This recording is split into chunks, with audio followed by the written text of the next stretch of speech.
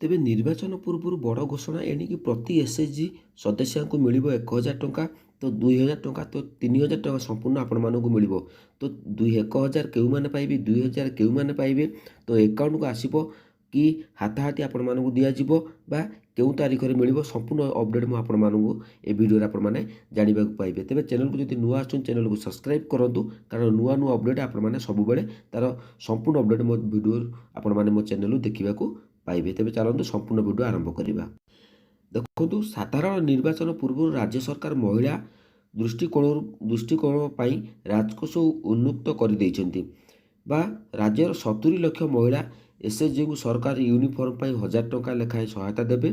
ଏହା ସହିତ ପ୍ରାୟ 1.5 ଲକ୍ଷ ପରିଚାଳନା କମିଟି ବା ଏମ୍ସି ଓ କାର୍ଯ୍ୟନିର୍ବାହୀ କମିଟି ଇସି ସଦସ୍ୟଙ୍କୁ ବ୍ଲେଜର ପାଇଁ 2000 ଟଙ୍କା ଲେଖାଏଁ ମିଳିବ।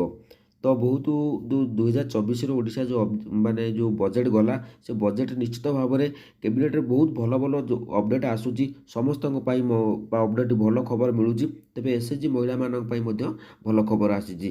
ତେବେ ଚାଲନ୍ତୁ କ'ଣ ରହିଛି ସମ୍ପୂର୍ଣ୍ଣ ଅପଡ଼େଟ୍, କେବେ ମିଳିବ, ଆଉ ଏକାଉଣ୍ଟକୁ ଆସିବ ନା ଆପଣମାନଙ୍କ ଯେଉଁ ସିଙ୍ଗିଲ୍ ଆକାଉଣ୍ଟ ଦେଇଛନ୍ତି ଏସ୍ଏଚ୍ଜି ଗ୍ରୁପ୍ରେ, ତ ସେଇ ଆକାଉଣ୍ଟକୁ ଆସିବ କି ଅଲଗା ଆକାଉଣ୍ଟକୁ ଆସିବ। ମୁଖ୍ୟମନ୍ତ୍ରୀ ନବୀନ ପଟ୍ଟନାୟକ ଅଧ୍ୟକ୍ଷତାରେ ଅନୁଷ୍ଠିତ ରାଜ୍ୟ କ୍ୟାବିନେଟ୍ ବୈଠକ ସମ୍ପର୍କରେ ସୂଚନା ଦେଇ ରାଜ୍ୟ ମୁଖ୍ୟ ସଚିବ ପ୍ରଦୀପ କୁମାର ଜେନା କହିଛନ୍ତି ଯେ 10ଟି ବିଭାଗର ମୋଟ 12ଟି ପ୍ରସ୍ତାବକୁ ରାଜ୍ୟ କ୍ୟାବିନେଟ୍ ଅନୁମୋଦନ କରିଛନ୍ତି।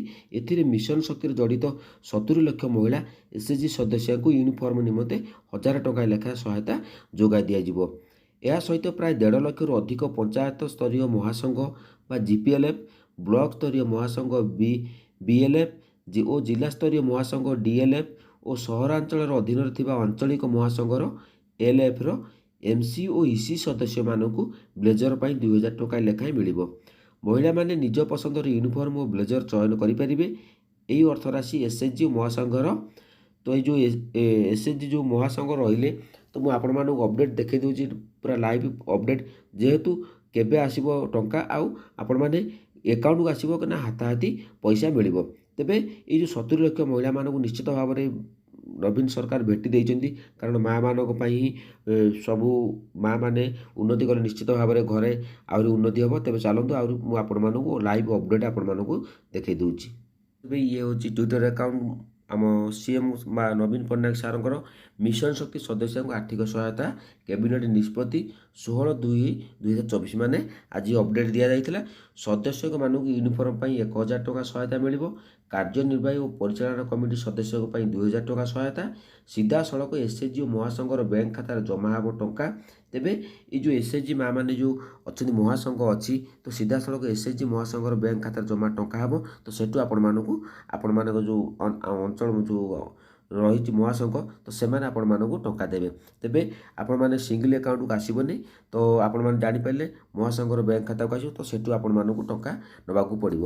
ତେବେ ଆହୁରି କ'ଣ ରହିଛି ନା ଏଇ ଯେଉଁ କେବେ ମିଳିବ, ତେବେ ଏହା ଆଜି ଅପଡ଼େଟ୍ ହେଇଛି। ତେବେ ନିଶ୍ଚିତ ଭାବରେ ଆପଣମାନଙ୍କୁ ମିଳିଯିବ ଏଇ ଫେବୃଆରୀ, ଚଳିତ ଯେଉଁ ଫେବୃଆରୀ ମାସ ଚାଲୁଛି, ସେ ଫେବୃଆରୀ ମାସରେ ହିଁ ଆପଣମାନେ ସମ୍ପୂର୍ଣ୍ଣ ଟଙ୍କା ପାଇଯିବେ। ତେବେ ଯଦି ଅପଡ଼େଟ୍ ଭଲ ଲାଗିଲା ତେବେ ଚ୍ୟାନେଲକୁ ସବସ୍କ୍ରାଇବ୍ କରନ୍ତୁ ଆଉ ଭିଡ଼ିଓକୁ ଲାଇକ୍ କରନ୍ତୁ।